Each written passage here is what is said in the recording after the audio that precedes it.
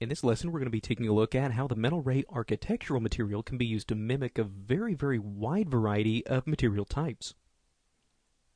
Alright, so here's the example that we're going to be working with.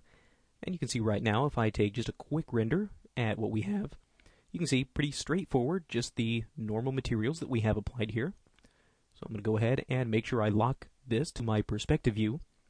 Now, to apply this architectural material, we need to open up the material editor. Now that can be accessed by going up to the render menu and down to material editor, or I actually just prefer to use the keyboard shortcut, which is the M key on your keyboard. So here's our material editor. You can see we just have a couple of these slots that are being used. One of these is for this background material, and the other slot is for the environment. That's the dome that we actually have wrapped around our scene. Alright, so let's just pick one of these empty slots and we'll start to actually build up sort of our own architectural material. So I'll grab one of these and drag it onto my first piece of geometry. Alright, once that's assigned, let's come in and we'll call this something like Architectural 1, just so we know what this is and we can kind of keep track of it. So with this selected, let's go over to Standard. And now let's choose what kind of a material we want this to be. In our case, we're going to use the architectural and design material. And you can see it has an MI next to it, showing that this is a mental images texture or a shader. So we'll double click on that.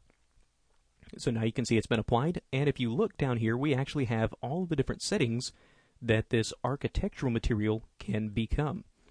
So really this architectural material has a lot of flexibility, and it's really built to really mimic all different types of material that you would encounter in real life. Everything from metal to glass to wood to leather, rubber, and really everything in between.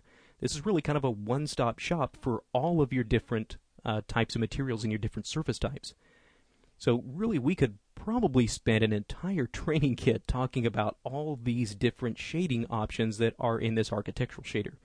But during the course of this one lesson, we're going to try to get through the major ones to kind of control the major parameters. So starting at the top, we have the diffuse level, which really is just the surface color that would bounce off the surface and come back. This is more for opaque objects. So really this is just defining the surface color of the object as I choose this diffuse color. So we can choose the diffuse weight. So 1 is a full weight. If we take it down to 0, we have no diffuse shading whatsoever, which you would probably want for transparent things like glass and things like that. But we also have the roughness, which is controlling kind of the overall fall off of the light. So you can see with a roughness of 0, versus as we start to increase it, you can see how this light's kind of bends around and has a little bit different effect. Now just below that we have the reflection options, and right now we do have a little bit of reflectivity by default on this material. So if I were to take a quick render of this, you can see that we actually do have some reflection on here. Now this architectural material has the ability to have blurry reflections and kind of these glossy reflections. So we can actually start to take this glossiness. Right now it's at a value of 1, which means it's 100% shiny. There's no blurriness whatsoever. As we start to dial this down to a lower value, it's going to try to blur out more and more. So as we start to maybe take this to about a 0.6, you can start to see a little bit of blurriness happening here. And as we start to take this to a very low value, you should start to see a lot of blurriness and a lot of fuzziness in these reflections. And that's exactly what you can see.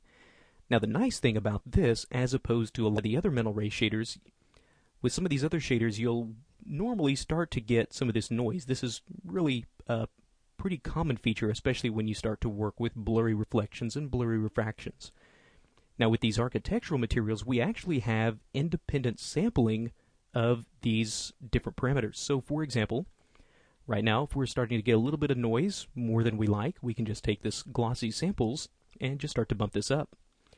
So maybe something like 12 to start with. And you can now start to see how we can independently gain a little bit more control over this. So maybe something a little bit higher, like 16. The higher the number of samples, the softer they're going to become. Now, I still have a little bit of noise, and it could be just because my overall scene sampling is a little bit low. So I might just try to go back to my over to this rendering tab, and let's maybe start to bump up the minimum pixel sampling. That should help to start smoothing things out a little bit more. So you can now start to see a little bit more of a softness there.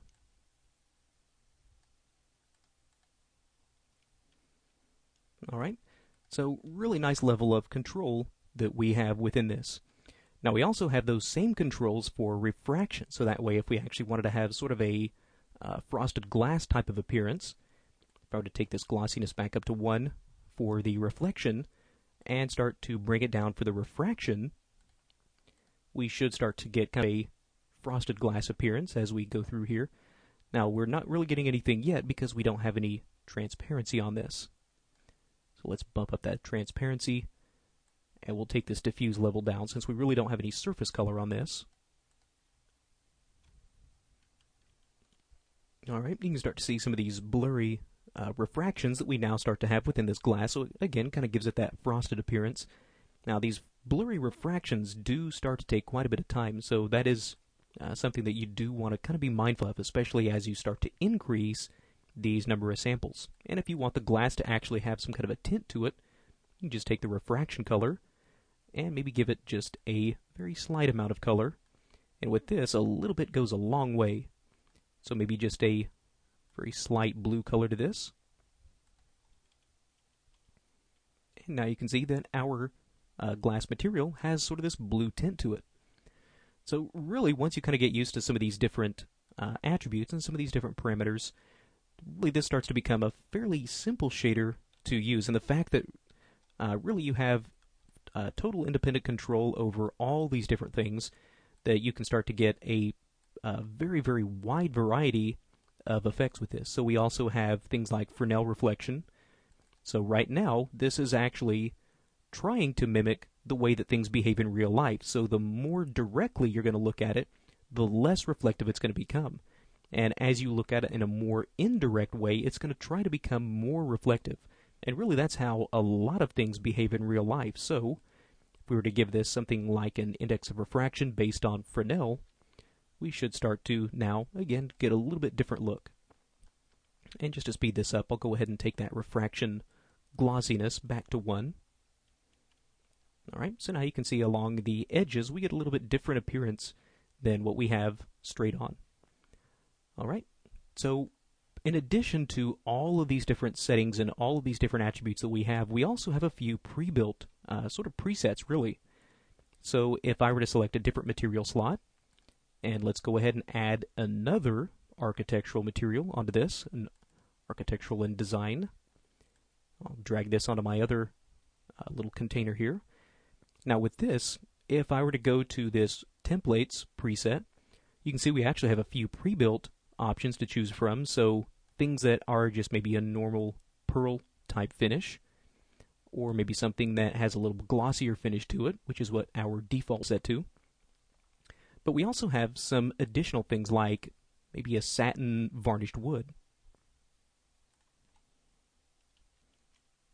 Alright, you can see with this one, we actually now have a little bit of a wood type pattern on this actual material. And a lot of these do have independent controls, so if we wanted to maybe change the map on this, all we need to do is find the attribute that has this little map icon in it. Click on that to follow the connection here. So let's maybe increase that tiling a little bit to make this texture a little bit larger. There we go. And now our wood pattern on that is a little bit bigger. So we also have things like for the presets. Let's maybe drag this one over here.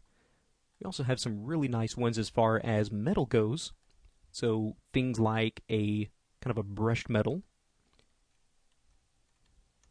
Let's try to take a render of that. Alright, and you can see right now that we get immediately just kind of this very soft kind of brush metal appearance. And again, once we actually get this sort of a template active, we can always go in and kind of fine tune it and tweak it and get it looking just the way that we want. So really you can see the very, very wide variety of materials that you can get with this architectural material. And again, looking at this, this is the exact same shader, just with a few different settings that have been applied to it to give it a completely different look. So that's a look at the architectural material and just a very, very quick overview of some of the things that we can do with this material.